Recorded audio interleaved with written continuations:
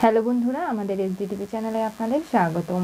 আমি দীপিকা চলে এসেছি আপনাদের জন্য অনুরাগের ছোঁয়া সিরিয়ালের আপডেট নিয়ে। ডাক্তারবাবু দীপাকে বারবার করে জানায়, আমরা বুঝতে পারছি না ওর সঙ্গে কি হয়েছিল। এটা বর্ডার এলাকা তো, যা খুশি তাই হয়ে যেতে পারে। এমনটাও হতে পারে যে এই ছেলেটা কোনো ভালো মানুষ, কোনো গ্যাং তাকে খুঁজছে, পেলে হয়তো শেষ করে ফেলবে। আর তা না হলে হয়তো এই ছেলেটাই খারাপ, যার কারণে ওর ওপর এত বড় একটা অ্যাটাক হয়েছে। এখন পর্যন্ত পুলিশ বা ওর বাড়ির লোক কেউই খুঁজে পায়নি এর রহস্য। আর এই সব কিছু নিয়ে আমাদের এখন মুখ বন্ধ রাখাটাই ভালো হবে। ওর পরিচয় কারো কাছে বলতে দিলে চলবে না। এই বলে ডাক্তারবাবু চলে যায়। দীপা এরপরে সূর্যর কাছে এসে সূর্যকে বলে যে আপনি শুয়ে পড়ুন, বসে আছেন কেন এরকম করে। সূর্যকে ঘুম পাড়িয়ে দেয়, মাথায় হাত বুলিয়ে দেয়। সেই সময় সূর্যর গায়ে চাদর টেনে দেয় মিসেস দাস। সে দীপার এবং সূর্যর ছবি তুলে ফেলে। তার মনের মধ্যে খারাপ মতলব চলছে। দীপার আসল পরিচয় কি, দীপাকে সেই সব কিছু খুঁজে বের করতে সে মরিয়া হয়ে উঠেছে। দীপা সূর্যকে বলে যে আমি ভাবতে পারছি না ডাক্তারবাবু, আপনি আপনার ছোট দুই মেয়ের মতো এতটা বাচ্চা হয়ে গেছেন। আপনি ভাবতেও পারছেন না যে আপনি কত বড় একজন হার্টের ডাক্তার, সেটাও আপনি ভুলে গেছেন।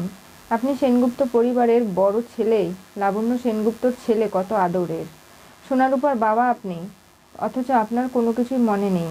আপনাকে দেখতে যে আমার খুব কষ্ট হচ্ছে। আমি কি করব ভেবে উঠতে পারছি না। তবে আমি আপনার কাছ থেকে কি চাই ডাক্তারবাবু? আপনি তো সেই আমাকে সব কিছু ছেড়ে চলে এসেছেন, তাহলে বারবার আমি কেন আপনার কাছে ফিরে আসি? সে আপনার কাছ থেকে আমার কিছু পাওয়ার প্রত্যাশা কেন রয়েছে? কখনো মন থেকে একটু সময়ের জন্য আমি আপনাকে দূরে সরাতে পারিনি। তাহলে আমি কি লাবণ্যদের ছেলে সূর্যকে খুঁজতে এসেছি, নাকি সোনারূপার বাবাকে তাদের কাছে ফিরিয়ে দিতে এসেছি? না, আমি আমার পুরনো স্বামীকে ফিরে পেতে চাই। তখনই দীপার মনে হয় সূর্যর সঙ্গে তার বিয়ের মুহূর্তগুলো। সূর্য দীপাকে কোলে নিয়ে বৃষ্টিতে ভিজেছিল। এমনকি তাদের ভালো মুহূর্তগুলো নিয়ে দীপা অনেক স্বপ্ন দেখতে শুরু করে। পরক্ষণে ভাবে যে না, এগুলো করলে আমার চলবে না। যেভাবেই হোক ডাক্তারবাবুকে আমার মনে করিয়ে দিতে হবে যে আসলে উনি কে, ওনার সঙ্গে কি ঘটেছিল সেটা আমাকে জানতে হবে। সেটা যতক্ষণ না জানছি ততক্ষণ কিছু করে উঠতে পারছি না। সোনারূপাকে পুলিশ বসিয়ে রেখেছে, দুধ বিস্কিট দিয়েছে খেতে। রূপা বলছে যে না, ওদের মা যতক্ষণ না আসবে রূপা কিচ্ছু খাবে না। এমনকি সতু মাসি আর সারথি মামাকে ছেড়ে না দিলে আমরা এখান থেকে কিন্তু কোথাও যাব না। ওদের ছেড়ে দাও আগে। দেখো, থানায় এনে আমি তোমাদের জামাই আদর তো করতে পারবো না। যতটুকু ব্যবস্থা করার প্রয়োজন ছিল আমি করে দিয়েছি, আর কিছু করার নেই। বুঝতে পেরেছো? তাই চুপচাপ বসে খেয়ে নাও। বললাম তো রূপা খাবে না। তাহলে আর কি করার, তোমরা বসে বসে আমার চাকরিটাই খেয়ে নিও। আমি আর কি বলবো, তোমাদের কি বোঝাবো বলো? ওদিকে দীপা যখনই বাড়ি আসার উদ্দেশ্যে রওনা দেবে, সূর্য তার হাত টেনে ধরে। দীপা বলে, ডাক্তারবাবু আপনি কি করছেন? কিছু না, তোমাকে আমার কাছে ধরে রাখছি, কোথাও যেতে দেবো না তোমাকে আমি। এরপরে দীপা দেখতে পারে সেই পুরনো সূর্যকে, সুন্দর করে শার্ট পরে যেভাবে দীপার সামনে আসতো ঠিক সেরকমটাই। এমনকি দীপার জন্য সূর্য গান গাইছে, আর সেটাতে মনের আনন্দে দীপা সেখানে পাগলাগারে থাকা সমস্ত রুগীদের সেবা করছে। কাউকে ফুল উপহার দিচ্ছে, তো কারো হাত ঠিক করে দিচ্ছে, তো কাউকে ভালোভাবে বসিয়ে দিচ্ছে। এইসব কিছু সূর্য দীপাকে ফুল দিচ্ছে, তার পিছু পিছু ঘুরছে। এমনকি সূর্য দীপা একে অপরকে জড়িয়ে ধরেছে। তাদের কিছু ভালো মুহূর্ত জীবনে আবারও নতুন করে শুরু হচ্ছে। এগুলো দেখে দীপা তো একেবারে অবাক হয়ে যায়। যখন সে চলে যেতে চায় বারবার করে সূর্যর কাছ থেকে, সূর্য বলে, না আমি তোমাকে যেতে দেবো না।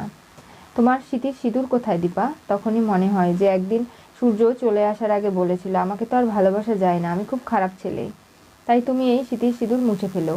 বিবাহিত জীবনের সমস্ত চিহ্ন তুমি একেবারে নিশ্চিহ্ন করে দিও। সেই সমস্ত কথা দীপার মনে পড়ে। বৃষ্টির জলে তার সমস্ত স্মৃতির সিঁদুর ধুয়ে মুছে পরিষ্কার হয়ে গিয়েছিল। দীপা অবাক হয়ে যায়, বলে, এইসব তো আপনার কারণেই চলে গেছে।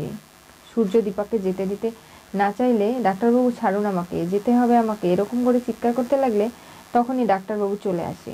বলে, কি ব্যাপার উর্মি, এরকম করে চিৎকার করছিলে কেন, আমাকে ডাকছিলে কেন? আসলে সূর্যকেই যে ডাক্তারবাবু বলে দীপা ডাকে সেটা কেউ শুনতে পারেনি। না মানে, কি জন্য ডেকেছিলাম ভুলে গেছি, আমাকে এবার যেতে হবে। তাহলে আমি চলে যাই স্যার, কালকে ঠিক সময় মতো চলে আসবো। দীপা বেরিয়ে যায়। রাস্তা দিয়ে হাঁটছে আর সূর্যর এই পাগলামিগুলো মনে পড়ছে, যে আজকে কেন সেই পুরনো সূর্যর সঙ্গে দীপার মুহূর্তগুলো মনে পড়লো। কেন দীপা কোনোভাবেই সূর্যকে ভুলতে পারছে না। তার জীবনের সুন্দর মুহূর্তগুলোর মধ্যে দীপার যে সব কিছুতে রয়েছে সেটা তার আজকে মনে পড়ছে। তখনই দোকানে এসে সতুদির বাড়ির সামনে 2 প্যাকেট নুডলস এবং চকলেট চায় সোনারূপার জন্য। তখনই বলে, এগুলো নিয়ে কী করবেন দিদি? আপনার মেয়েদেরকে তো পুলিশ থানায় নিয়ে গেছে। কি? হ্যাঁ, আমি আপনাকে খোঁজ করার চেষ্টা করেছিলাম, পাইনি। আপনি কোথায় চাকরি করেন আমি তো জানি না, তাই আপনার জন্যই এখানে বসেছিলাম। দীপা এটা শুনে দৌড়ে ছুটে পুলিশ স্টেশনের উদ্দেশ্যে রওনা দেয়। সারথী বলছে, স্যার আমি এই বাচ্চা দুটোকে কি করে কিডন্যাপ করব বলুন? আমাকে দেখে কি তাই মনে হয়? আর সতুও জানায় যে ওদের মাকে আমি বলেছিলাম ওদের দেখে শুনে রাখবো। আপনারা ওকে এরকম করে তুলে আনলেন। বাচ্চাগুলো খুব কষ্ট পাচ্ছে স্যার, আমি কি করতে পারি বলো? ওদেরকে তো বারবার করে বলা হচ্ছে, ওরা শুনছে না। আমার কিছু করার আছে? এই তুমি চুপ করো তো, এরকম করে কানের মাথা খেও না। তুমি বলো ওদের মা কোথায় আছে, আমরা সেখানে গিয়ে ওদের মাকে নিয়ে আসি, তাহলে সব সমস্যার সমাধান হয়ে যাবে। ওর মা সকালে বেরিয়ে যায় আর কখন যে ফেরে কেউ জানে না, কোথায় কাজ করে সেটাও জানে না। তাহলে? দীপা তখনই চলে আসে, বলে, আমি কোথায় কাজ করি বা কোথায় থাকি সেগুলো খোঁজ নেওয়ার জন্য আপনারা বুঝি আমার ছোট ছোট বাচ্চা মেয়ে দুটোকে ধরে নিয়ে এনেছেন থানায়, নাকি এই সতু দিদি এবং সারথী দাদাকে ধরে এনেছেন? এগুলো আপনারা ঠিক করছেন না অফিসার। মা, ওই তো তুমি চলে এসেছো, রূপার মা এসে গেছে, এবার হবে। অফিসার, আপনাদের উপর আমার পূর্ণ বিশ্বাস আছে, তবে আপনার কি মনে হয় যে এরা এই ধরনের কোনো অন্যায় কাজ করতে পারে? আমরা কলকাতা থেকে আসার পরে ওদের বাড়িতে আমাদের আশ্রয় না দিলে আমরা কোনোভাবেই এই শহরে টিকতে পারতাম না। ওরা আমাদের উপকার করেছে, বরং কোনো ক্ষতি করেনি। দীপা, আমি ওদের অনেক বোঝানোর চেষ্টা করেছি, পারিনি। আমি কথা বলছি তো সত্যজি, তুমি চিন্তা করো না।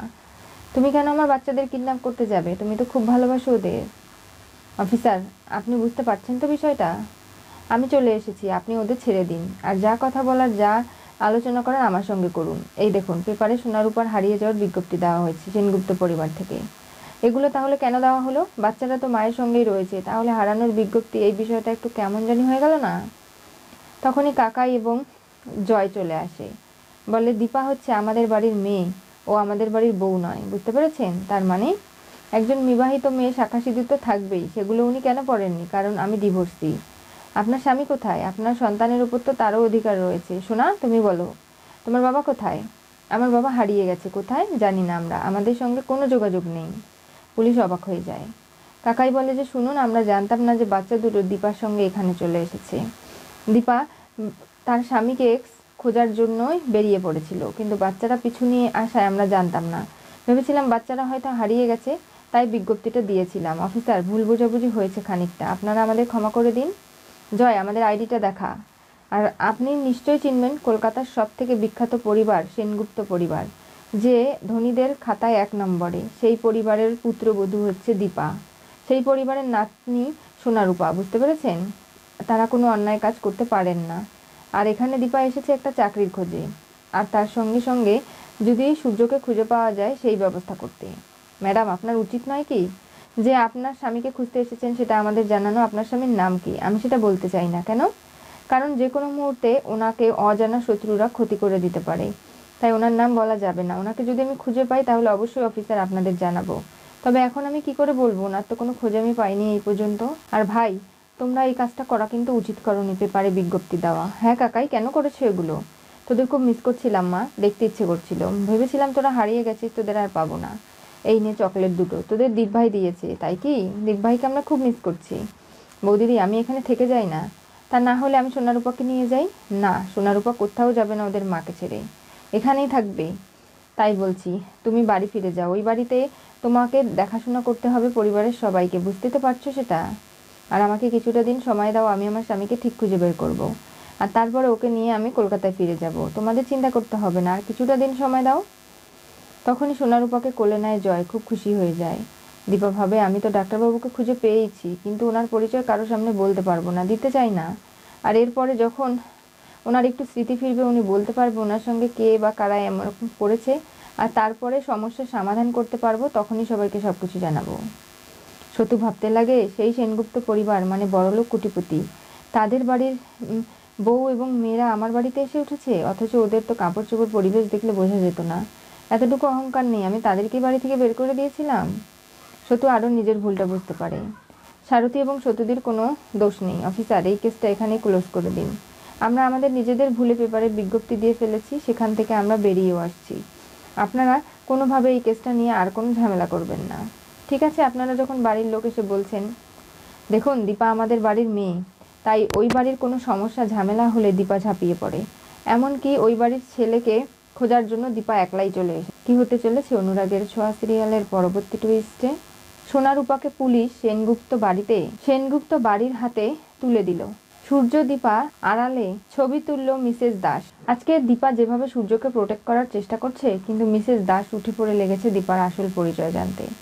তার মনে সন্দেহ জেগেছে দীপা কোনো একটা উদ্দেশ্য নিয়ে এসেছে, আর সেই উদ্দেশ্য না জানা পর্যন্ত সে থামবে না।